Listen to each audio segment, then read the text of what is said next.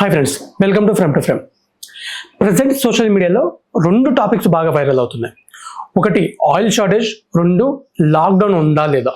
ఇప్పుడు ఈ రెండు విషయాల గురించి నాకు తెలిసిన స్టోరీ, నేను చేసిన రీసెర్చ్ మీకు ఎక్స్ప్లెయిన్ చేయడానికి ట్రై చేస్తా.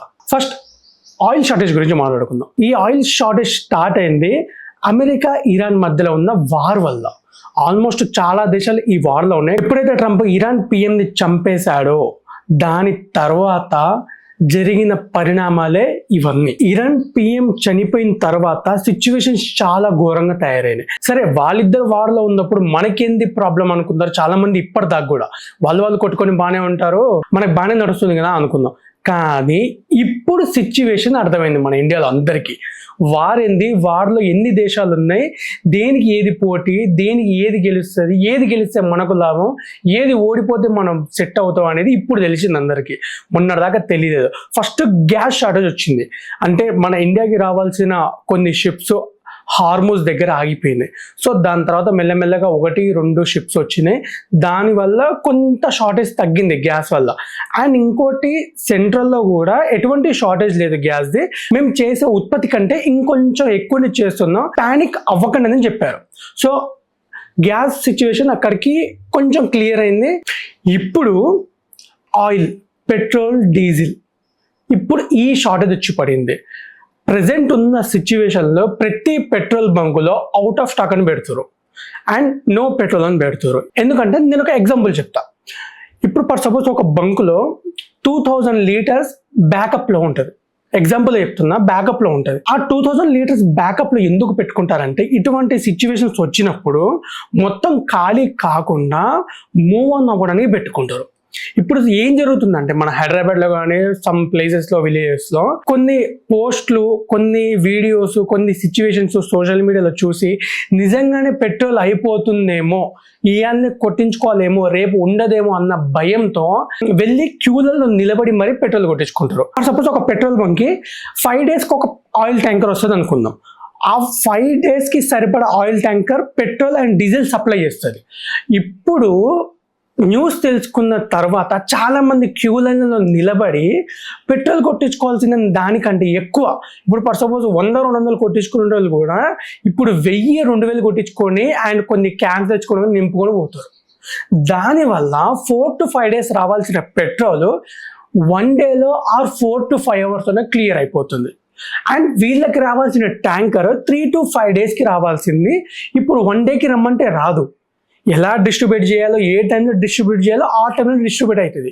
ఇప్పుడు ఒక్క పెట్రోల్ బంకే కాదు, ప్రతి పెట్రోల్ బంక్ కూడా అదే రూల్ ఉంటుంది, అదే అన్నిటికీ ఉంటుంది. నేను జస్ట్ 5 డేస్ అని చెప్పిన, కాకపోతే వాళ్ళకి ఎన్ని డేట్స్ ఉంటాయో నాకు ఐడియా లేదు, జస్ట్ ఎగ్జాంపుల్కి చెప్తున్నా అంతే. సో మన ప్యానిక్, సో మనం భయపడడం వల్ల వెళ్ళి కొట్టించుకొని పెట్రోల్ అయిపోతుంది. దాన్నే మళ్ళీ సోషల్ మీడియాలో పోస్ట్ చేస్తూ న్యూస్లలో చూస్తూ మనం భయపడుతున్నాం. ఇది ఇక్కడితో ఆగదు, ఇంకా అయిపోతుంది, మన దగ్గర ఏం లేదని. మన తెలంగాణ స్టేట్ కానీ సెంట్రల్ నుంచి కానీ ఎటువంటి అఫీషియల్ అనౌన్స్మెంట్ లేదు ఆయిల్ అయిపోయింది, గ్యాస్ అయిపోయిందని. జస్ట్ వాళ్ళు చెప్పారంటే షార్టేజ్ ఉండొచ్చు అని. మన తెలంగాణ స్టేట్లో కూడా సజ్జనర్ గారు ఎటువంటి గ్యాస్ షార్టేజ్ కానీ పెట్రోల్ షార్టేజ్ కానీ లేదు అని చెప్పారు. కాకపోతే ఇప్పుడు ప్రతి పెట్రోల్ బంకు దగ్గర కొన్ని వందల బండ్లు క్యూలో ఉంటుంది. ఎందుకంటే సోషల్ మీడియాలో వైరల్ అయ్యే న్యూస్ వల్ల. ఇప్పుడు నేనే కొంత న్యూస్ చూసి, కొంత వీడియోస్ చూసి, కొన్ని పోస్టులు చూసి పెట్రోల్ బంక్ దగ్గరికి వెళ్ళి పెట్రోల్ కొట్టించుకున్నామని వెళ్తా.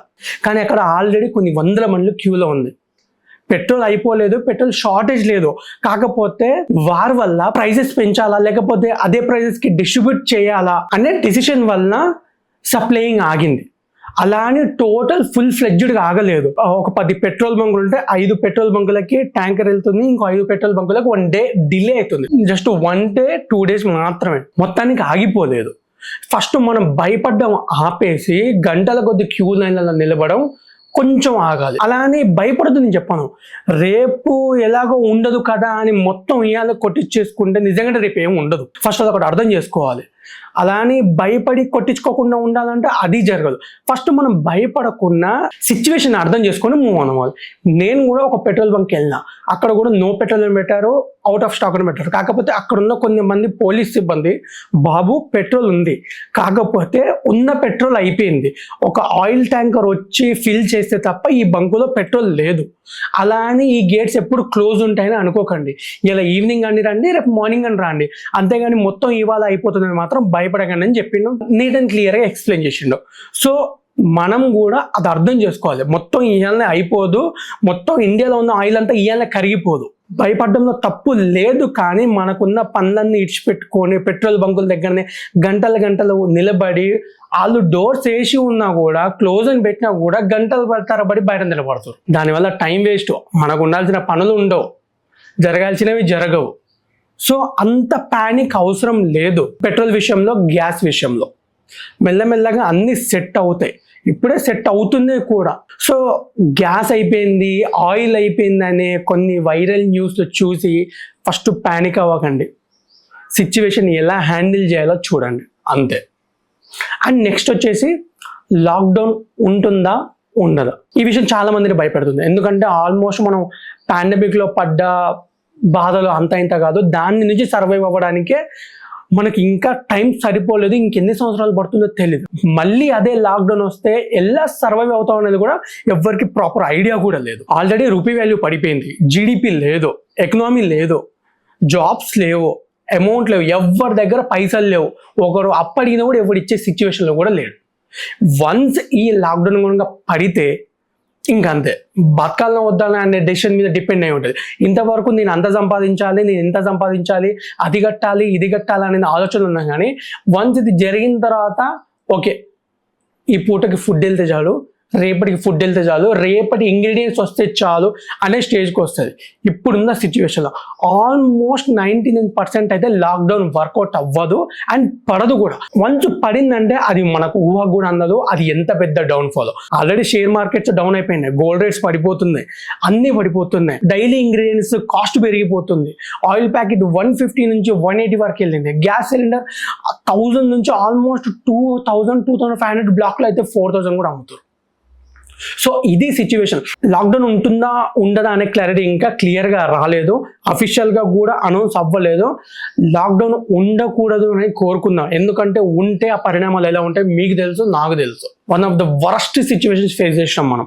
వన్స్ ఇది జరిగిందా ఇక మన దానికంటే ఇంకా ఎక్కువ ఫేస్ చేయాల్సి ఉంటుంది.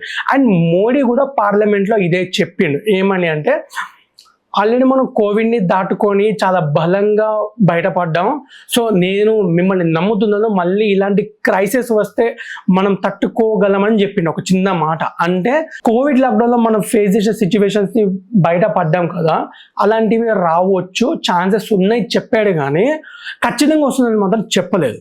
ఆల్ పార్టీ మీటింగ్స్ కలిసి ఒక మీటింగ్ అరేంజ్ చేస్తున్నారు, ఆ మీటింగ్ అయిపోయిన తర్వాత మనకు క్లారిటీ వస్తుంది.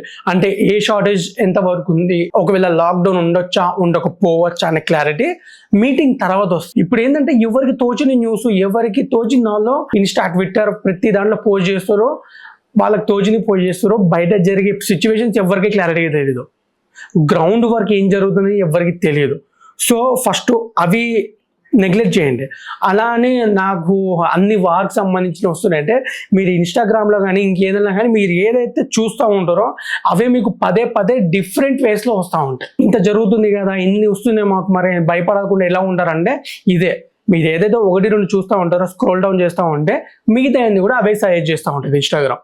సో ఫస్ట్ భయపడకుండా ఒకవేళ సిచ్యువేషన్ వస్తే ఎలా హ్యాండిల్ చేయాలి, దాని నుంచి ఎలా బయపడాలనే దాని గురించి ఆలోచించండి. ఇప్పుడు మనం భయపడి, మన ఫ్యామిలీస్ భయపడి దీని నుంచి ఎలా బయటపడాలని దాని గురించి ఆలోచిస్తూ ఉన్న టైంని వేస్ట్ చేసుకోకండి. లాక్డౌన్ రావచ్చు, రాకపోవచ్చు, ఫస్ట్ థింగ్ భయం, ఆ భయాన్ని పక్కన పెట్టండి, అంతే నేను చెప్పాలనుకున్నది. ఈ 2 విషయాలు ఇప్పుడు జరుగుతున్న సిచ్యువేషన్ని చాలా హైప్ తీసుకెళ్తుంది. ప్రెసెంట్ ఉన్న క్రైసిస్ కూడా ఇవే. అండ్ ఇంకో థింగ్ ఏంటంటే ఇప్పుడు ఇంగ్రీడియంట్స్ తెచ్చుకుంటారు కదా, ఫర్ సపోజ్ 1 కిలో తెచ్చుకునే కందిపప్పు ఒక 2 కేజీలు తెచ్చుకోండి, ఇంకేదన్నా కిలో కారం తెచ్చుకొని ఒక 3 కిలోలు తెచ్చుకోండి, అట్లా తెచ్చుకొని స్టోర్ చేసుకొని పెట్టుకోండి. అండ్ ప్రతి సిచ్యువేషన్ రెడీగా ఉండండి, కానీ భయపడకండి. భయపడి ఇలా టైం వేస్ట్ చేసుకొని మాత్రం చేయకండి.